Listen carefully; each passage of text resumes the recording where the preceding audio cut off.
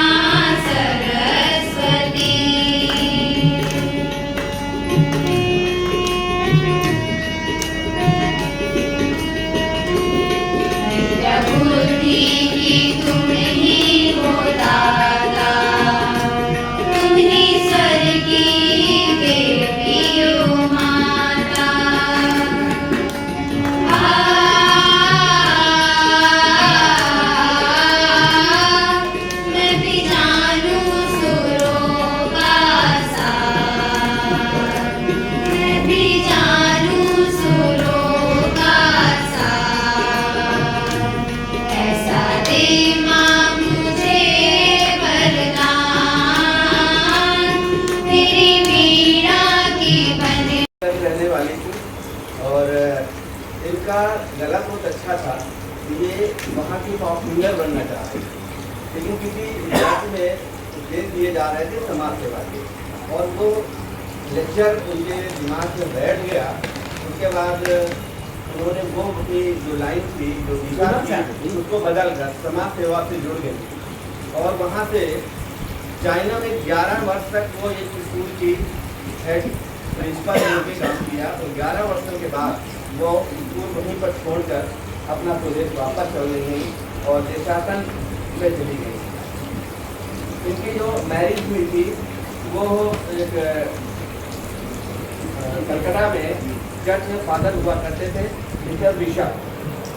बहुत late marriage हुई थी, लगभग 44 ईयर्स में इनकी मैरिज हुई थी और बहुत जल्दी ये विडो भी हो गई। जो बिशप थे उनकी मित्रता राष्ट्रपिता महात्मा गांधी से हुआ थी। उनके साथ इनका भी मिलना जुलना राष्ट्रपिता जी से होता था। जब विडो हो गई तो वापस चली गई अपने देश। इटली थी, फिर ये एक बार इंडिया आई। लास्ट में 15 दिसंबर 1947 में राष्ट्रपिता जी से सुनने मिली। उस समय इनकी उम्र 73 वर्ष। उनके 1.5 महीने बाद ही राष्ट्रपिता जी इस दुनिया से विदा हो जाते हैं, उनकी हत्या हो जाती है। लेकिन इनके बाद दिमाग में वो बैठी थी। 1953 में ये वापस इंडिया आई और उसमें जब राष्ट्रपिता जी से मिली थी तो उन्होंने कहा था कि मैं बहुत परेशान हूँ, क्या करूँ, और मेरा मन जो है भारत में ही लगता है। राष्ट्रपिता जी ने कहा कि आप आइए और गांव में जाइए, गांव वालों की सेवा करिए, भारत की आत्मा गांव में बसती है। वापस जब आई तो नैनी इलाहाबाद में एग्रीकल्चर इंस्टीट्यूट था, उसमें इन्होंने 2 कमरों में साक्षरता के लिए काम किया। उस समय हम जब आज़ाद हो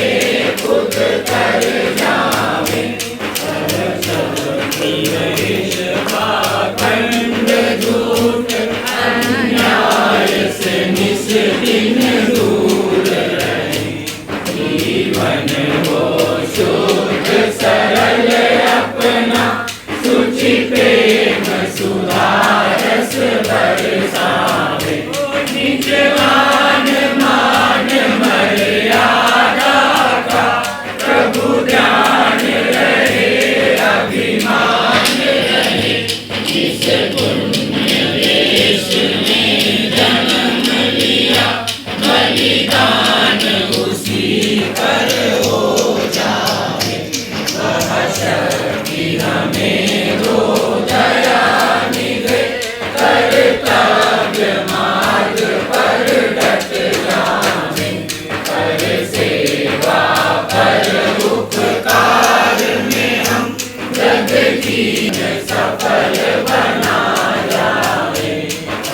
शक्ति हमें दो दया